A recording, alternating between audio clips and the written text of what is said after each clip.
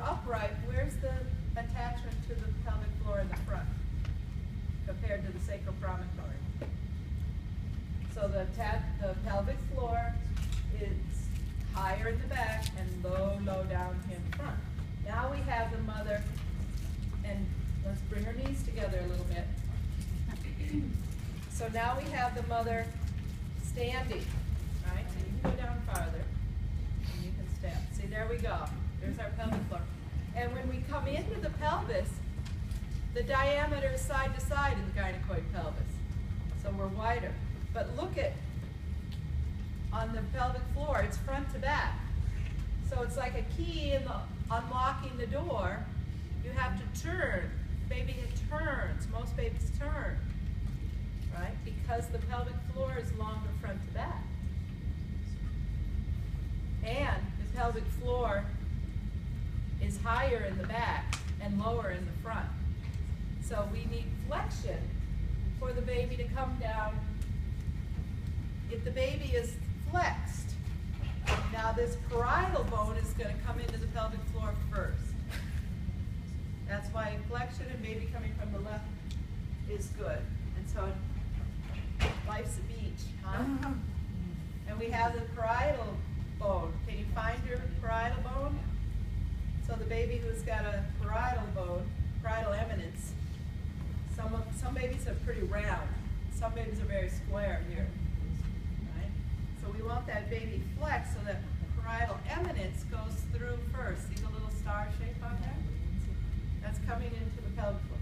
Now this is happening about 5 centimeters for the first time mom. The baby's in the mid-pelvis. Where's the mid-pelvis? What's our station? Zero. Zero station. Big, strong waves are coming. Oh, that mom doesn't know if she wants to have that natural birth that she wanted at 3 centimeters. Right? And because the parietal eminence is there, the strong contraction begins to change the baby's position. And so at about 6 to 7 centimeters in the normal birth, we've got a baby who's starting to come through the pelvic floor here. The mom's getting all these endorphins because she stayed with this, breathing, changing her relaxation rhythm and ritual to get through 5 centimeters. Now she's in labor land, and the sutures are in the diagonal, in the oblique diameter. So we know that we're coming down. And then at about 8, 9, and sometimes 10 centimeters, the baby turns to direct OA. And we're coming through the pelvic floor and onto the perineum. And just like the cervix needs to thin and then dilate, so does the perineum thins first, then dilate. So what happens to the mother? So that's normal birth, right? If we don't have flexion, who comes to the pelvic floor first? The forehead. You ever see a baby with a lump right here? Right? And because they turn, and you get that posterior asynclitism. Ooh, those babies have a big diameter to get through, and a long, patient, active labor and pushing.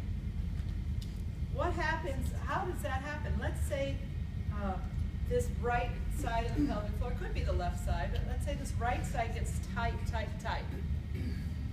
This left side is going to get looser because this side's tight. And now we don't, what's above that is altered. You know, that changes the shape of the uterus and the alignment of the pelvis and everything. So we have a baby coming down. This side, hold this side tight, really tight. This side loose. So then we have a baby coming down in the pelvis. Oh, and then the baby's trying to get through, and we're going to be able to come. It holds this part of the head back, and lets more and more of the parietal bone first. And sometimes people will talk about a ear presentation, right? Because they're finding this part of the head is coming first. So how do we notice that? When there's a vaginal exam, you see more cervix on one side, or thicker cervix on the side that's resistant, and less cervix on the side that's softer. So